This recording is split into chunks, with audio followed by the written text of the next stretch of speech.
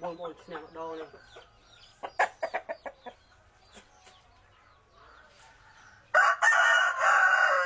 sắt không sắt hay không sắt giờ lấy mang luôn này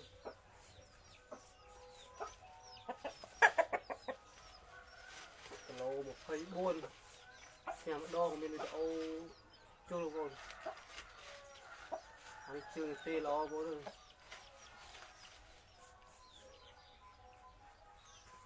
lâu một thấy buồn quên không sạch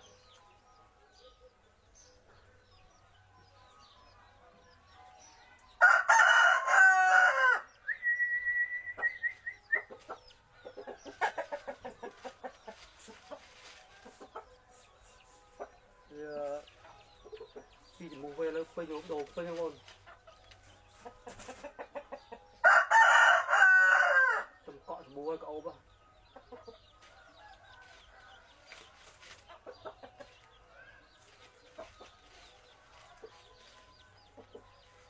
sạch đồ mua sạch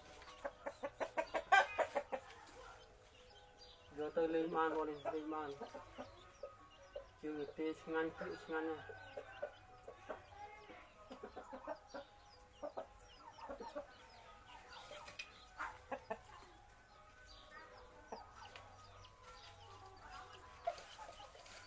lâu thấy buồn không hồn